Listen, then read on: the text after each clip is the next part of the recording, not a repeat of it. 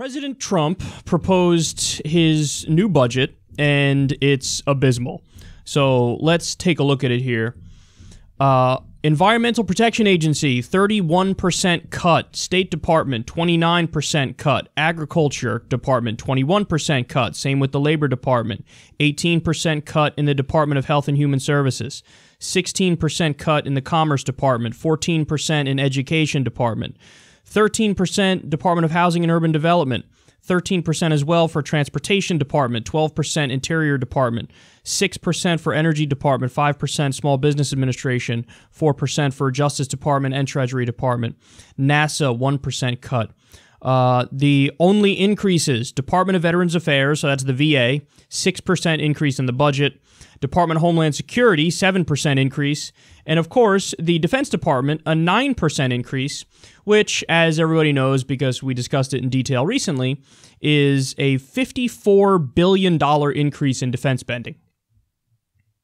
You know, people say about a budget that it's a moral document and it really shows people what your priorities are. And I think that's true. And I think when you look at Trump's proposal here, it's a dumpster fire, and it exposes him as a moral cretin. So you're basically cutting absolutely everything just so you can increase military spending. Now, a common talking point on the right, and Trump said this a lot himself as well, was, you know, our military is depleted. Believe me, let me just tell you.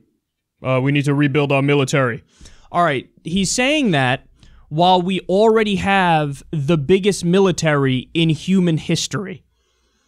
So you guys know the facts because you watch this show. I don't know how widely this is known in the American public, the broader American public. In fact, I'd venture to say it's probably not known at all if you were to poll people. But we spend more than the next 9 biggest militaries in the world combined, and most of them are our allies. We already spend over 50% of the discretionary budget on the military. I mean, those numbers are out of this world. We have 800 military bases around the world at a cost of $100 billion a year to maintain. As of right now, we have 7 different active interventions going on.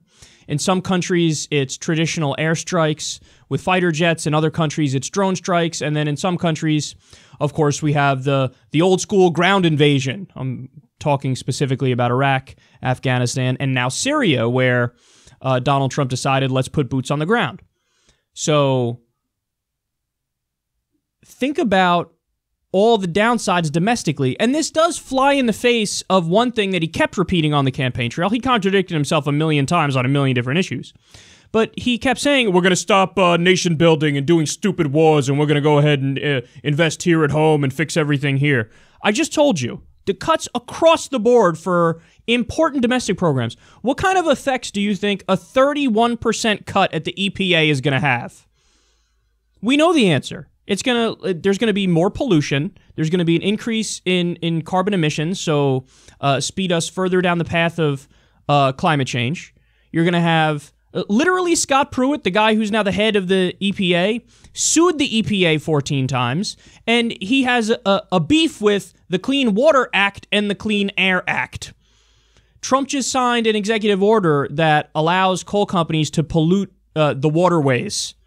I mean, these are things that, like, aren't debatable in terms of, hey, should we do this or should we not do this? I don't know. No, we know we shouldn't do it. The only reason he's doing it is because he's doing favors for the industry, and the industries give him campaign contributions, and it's I scratch your back, you scratch mine, and I don't care about the disastrous consequences and side effects of deregulating everything. 31% cut in the EPA. When you talk about, like, the Labor Department, for example, again, this shows you his priorities. Labor. Who cares about labor? Average workers, regular people? Fuck them. Do a giant cut there, 21%. Education department? Why do we need education? Who needs education? Cut 14% of the education department because why the fuck not? So, I mean, again, it just shows you where his mind is, where his moral compass is. And the bottom line is more military spending, more adventurism. He's gone full neocon since he's become president, with escalations all over the place, and cutting everywhere else. And guess what the core of his proposal is, by the way? Heritage Foundation plans. So hilarious because, again, Trump in some ways ran as a more populist Republican and made some promises that other Republicans would have never made in a million years. I'm not going to cut Medicare. I'm not going to cut Medicaid. I'm not going to cut Social Security. We're gonna build here at home and not do nation building. All that was rhetoric, lies, and doublespeak because he's the quintessential establishment Republican. The one good thing he did was kill TPP.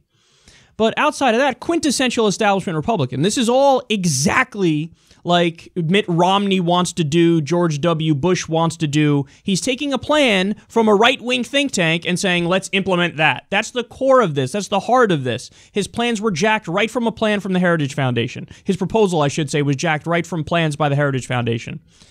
So he's not really a populist. He's a faux populist.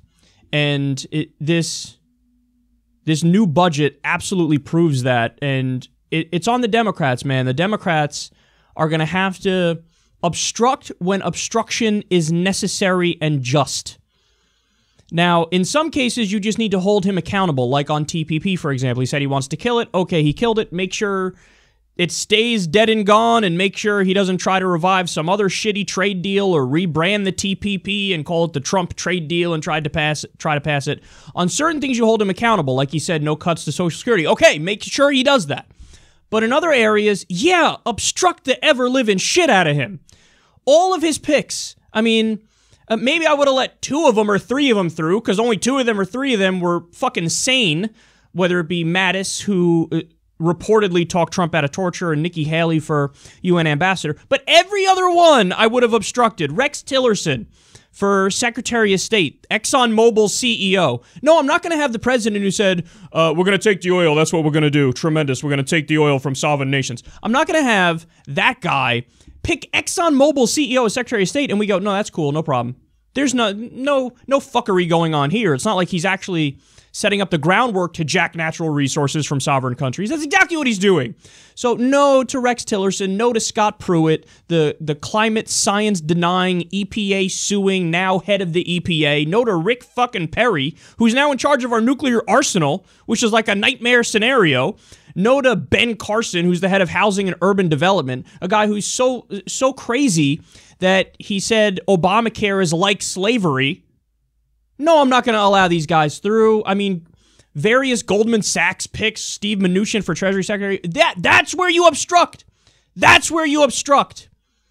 You obstruct Jeff Sessions for Attorney General. Mr. Good people don't smoke marijuana. You obstruct stuff like this. You fight and you don't take no for an answer. You have to chip away at something like this, man, because to have this kind of a budget implemented is just a disaster for the United States of America. There's no other way to describe it.